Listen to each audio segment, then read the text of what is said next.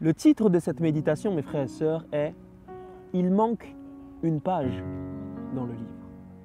Je vous invite à aller dans Apocalypse 13 ou Révélation de Jésus-Christ. À partir du verset 8, on va lire ensemble. « Et tous les habitants de la terre l'adoreront, ceux dont le nom n'a pas été écrit dès la fondation du monde dans le livre de vie de l'agneau qui a été immolé. » Ici, on nous parle, mes frères et sœurs, du livre de la vie. On nous dit que tous ceux qui ne seront pas inscrits dans le livre de la vie, qu'est-ce qui se passera, mes frères et sœurs? Ils périront. Maintenant, la question qu'il faut se poser, mes frères et sœurs, c'est qui est le livre de la vie dans la Bible? Est-ce que c'est véritablement un livre peut-être physique? Moi, je ne sais pas. Un livre peut-être physique, mes frères et sœurs, où dès que vous êtes sauvés, on met votre nom, on met Amiel sauvé? Ou est-ce qu'il y a une leçon spirituelle, mes frères et sœurs, qui se cache profondément dans ce livre de vie? Laissez-moi vous proposer quelque chose. La vie dans la Bible, il n'y a que Dieu qui la donne. Mais la vie dans la Bible, c'est aussi une personne. La Bible nous dit dans Jean 14, à partir du verset 6, « Je suis le chemin, la vérité, et quoi, mes frères et sœurs? La vie. » Et on nous dit bien aussi, mes frères et sœurs, que ce ne sont seulement ceux qui demeurent en Christ qui seront sauvés.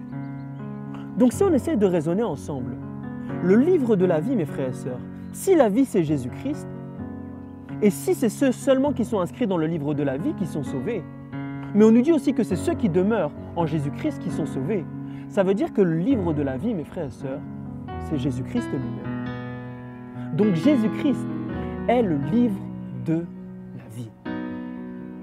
Maintenant, lorsqu'on a un livre, mes frères et sœurs, on ne peut pas écrire quelque chose sans encre.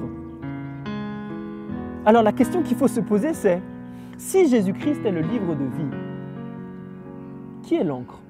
Ou quelle est l'encre?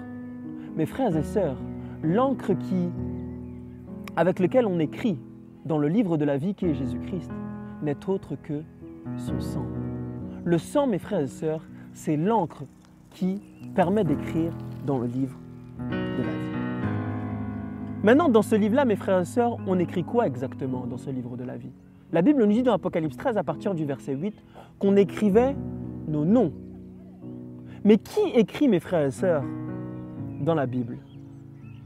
Parce que le nom dans la Bible, si vous lisez Exode 33 et Exode 34, le nom dans la Bible symbolise le caractère. Par exemple, on a l'exemple de Agar.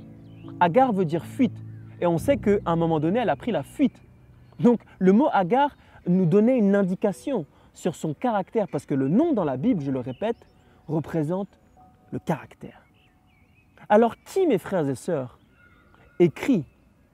va écrire nos noms dans ce magnifique livre de la vie qui est Jésus-Christ? La Bible nous répond très clairement, mes frères et sœurs, dans Jérémie 31, à partir du verset 30 à 33. On nous dit que c'est le Saint-Esprit qui va écrire la loi dans notre cœur. Donc Jésus-Christ, mes frères et sœurs, est le livre. L'encre, mes frères et sœurs, qui est décrit est le sang de Jésus-Christ.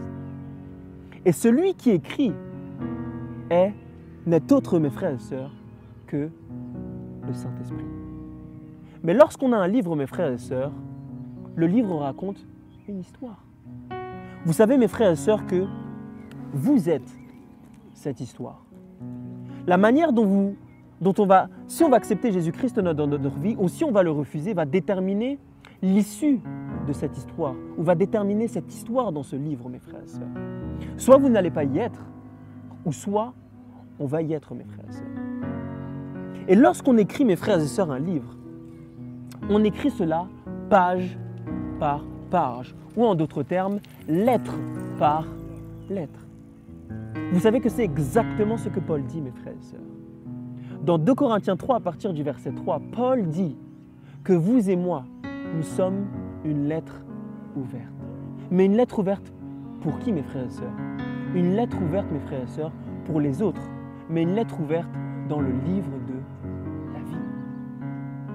Écrit par le sang de l'agneau. Et écrit par qui, pardon? Avec le sang de l'agneau. Et écrit par le Saint-Esprit, mes frères et sœurs. C'est pour ça que le titre de cette méditation, mes frères et sœurs, s'intitule « Il manque une page dans le livre ». Parce que si vous n'avez pas encore accepté Jésus-Christ, mes frères et sœurs, il manque encore une page dans le livre. C'est-à-dire, il manque encore une lettre. C'est-à-dire, Dieu vous invite à que vous soyez aussi inscrits dans le livre de la vie. La question qui se pose maintenant, mes frères et sœurs, c'est voulez-vous être dans ce livre?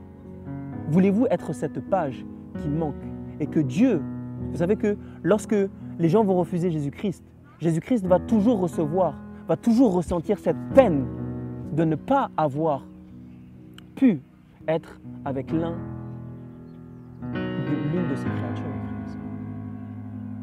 Alors, est-ce que, mes frères et sœurs, vous allez accepter d'être cette page qui manque encore dans le livre de vie? C'est une question que je vous pose et que je me pose. Parce que Dieu désire que, mes frères et sœurs, vous remplissiez cette page qui manque dans le livre de vie. Que Dieu vous bénisse et vous garde.